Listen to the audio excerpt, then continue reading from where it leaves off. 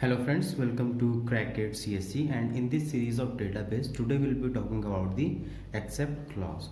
So I also added two more videos in the database playlist. Because of some technical issue I have to add those videos, otherwise that videos will be lost. So if you have not checked those two videos that I have added yesterday, please go to the channel, and there are two videos with group by clause and having clause. So this is an important topic with respect to Git and SQL. Check that particular video also after completing this particular video. So there is no relation between these two videos and these two videos, so you can follow in any sequence that you like. So now let's start with the accept clause. So why we use the accept clause? Accept clause returns those tuples that are fetched by first select operation, not by the second select operation. So by these two words, first select operation and second select operation, we got to know that there are two select operations. That means we have two different queries in which the output will be from first query, not from the second query. Now this accept clause works as same as the subtract operator in relational algebra. So in relational algebra chapter we have discussed that how to use the subtract operator, or we can say minus operator. So the function of accept clause is same as relational algebra's subtract operator. So the only difference is that accept clause is used in SQL queries and the difference or the subtraction is used in the relational algebra queries. We will be also understanding that how to write an equivalent SQL query from the relational algebra query. Now let's try to understand this with the help of one example.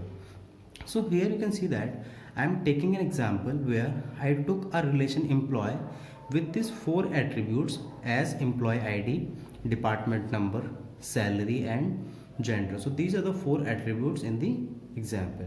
Now we have a statement that retrieve employee IDs who gets highest salary. So how to write the respective SQL query for this particular statement? So I already explained you this in a video that how to write a relational algebra query if we are having a statement. So you might be aware about this particular relational algebra query. If you are not clear about how to write this relational algebra query from this particular statement, please visit my relational algebra videos so that you can clearly get an idea how it is going. So see, here we are talking about the highest salary. So highest salary is nothing but the maximum salary. What is the minimum or maximum? Maximum is greater than or equal to every. So if I am having greater than equal to every, so I told you that one way to write the respective relational algebra query is to complement this particular statement. So when we are complementing this particular statement, it becomes the less than sum. So it becomes the less than sum, and if I subtract this from all, we'll be getting the same thing. So this is what I did in the relational algebra query. I took the employee ID of all the employees, then I subtract the employee ID of those employees who are having less than who was having salary less than some employees. So this is how we write the relational algebra query. For more clear explanation, visit my relational algebra videos. So now how to write the respective SQL query? See, start with this particular relational algebra query. So here it is, project employee ID as employee. So what we can write, we have to first of all select all the employee IDs from relation R, right? So I wrote for this particular thing. So select employee ID for relation R. Now this particular sign, subtraction sign, has to be dealt by accept clause. So now I have to write accept. This accept means subtract, and now I have to write the respective query for this particular relational algebra queries. How I can write? See, I have to project or select the employee ID. So this project is similar as the select operator in the SQL query. So projection and selection are same. So this was one question in previous grade, so I think you can easily handle this. So I have to select this employee ID from, so I am writing it in a continuous manner. You can write whatever the way you want. So employee ID from Now see, one thing here is that I have to take two tables. That means in from will be having two tables, but here I am having a single table with the same name. So just to avoid the conflict, I am renaming these two tables as T1 and T2. So I can write it as employee, that is first table will be considered as T1, comma the second table considered as T2. So here we can also write employee as T1 and employee as T2. So both are the same. So now we have deal with this particular thing. Now I have to apply this particular condition. How I can apply this condition? Where the salary of T1, that means T1 dot salary has to be less than T2 dot salary. So you can see that this is exact query like this.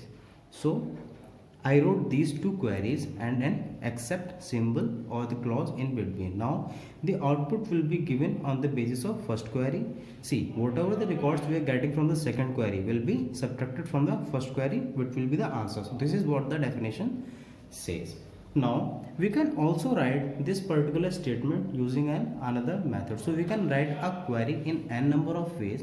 It totally depends on a person how that particular person is writing the respective query, right? So what is the second method? See,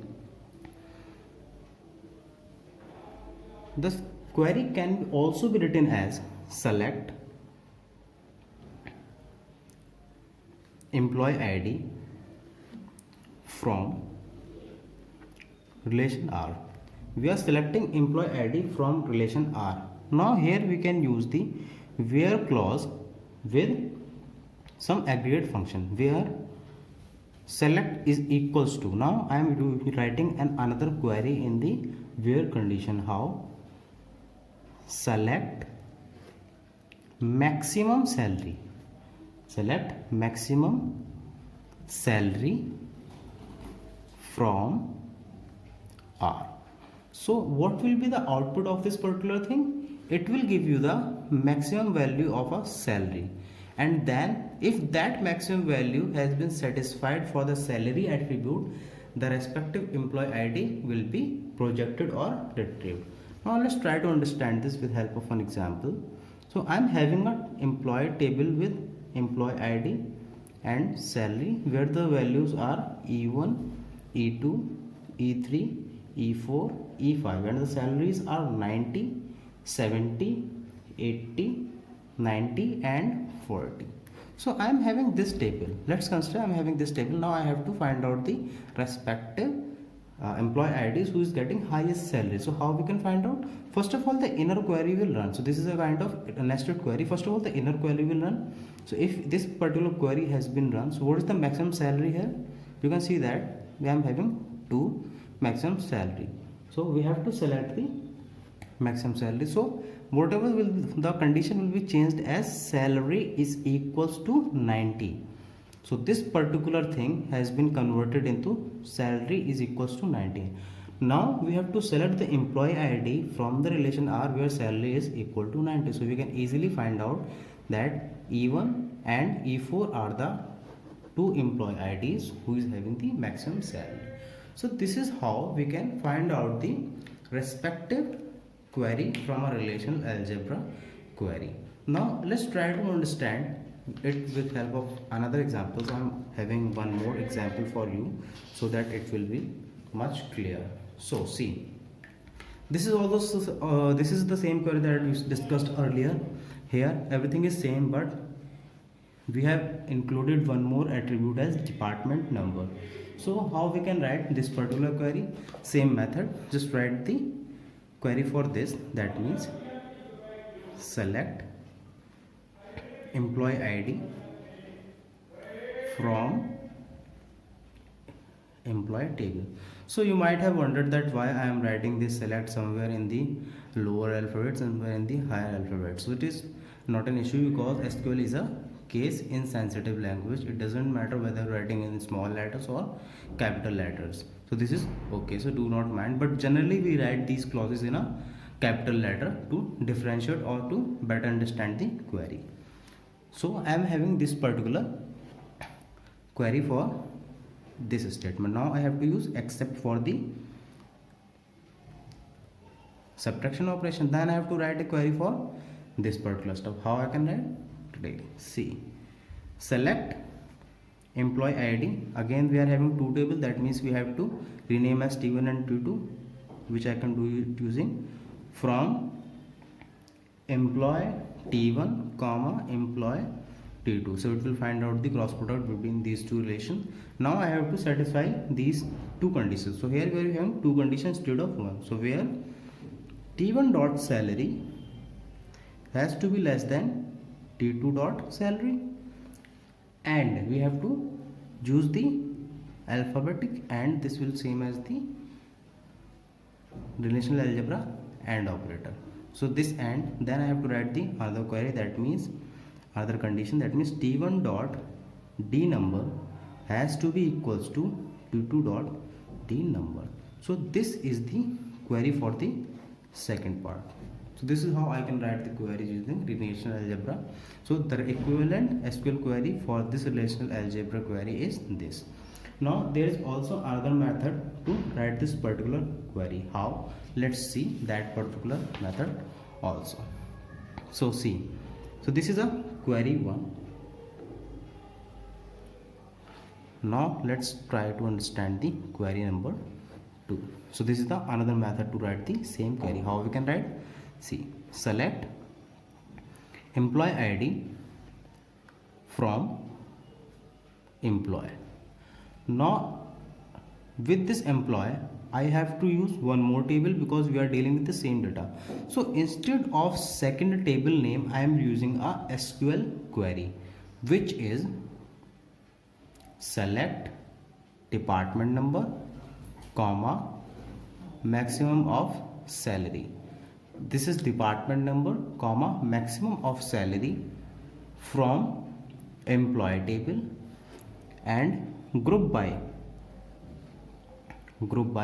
department number. So this is the query within the from clause. So I am writing this particular, so this is one table and I am renaming this particular as temp. So we are finally having two table, like here we are having two table, employee T1 and employee T2. So here we are having two table as employee and another one is temp. So one is employee, another one is temp. So indirectly we are having two different tables. The only difference is instead of the particular, instead of taking the complete table, I am taking only those values which are required in the output. Like we have to find out the maximum salary for each department, so I am taking department number and maximum salary. Now we have to satisfy two conditions, where first is for salary, where employee dot salary is greater than, sorry, I think I did something here, yeah, where employee dot salary is equals to, because we have the maximum value, so we have to compare it with the maximum, where employee dot salary is equals to the temp dot max salary. And what is the another condition? That employee dot department number has to be equal to the department number of temporary table. So this particular query is equivalent to this particular query, right? How? Let's try to understand this also. So I am having a table of employee as employee ID, salary, department number, and the employee IDs are E1, E2, E3, E4, E5. So 5 employee IDs. Salaries are 90, 70, 80, 90 and 40, and the department number is 2, 2, 3, 3, 4. So this is one table. See, select employee ID from employee. So I am having from employee table. Now I have to take care of this second table. So what we have to do? We have to create a table for the employee, because first of all the execution flow takes care of from.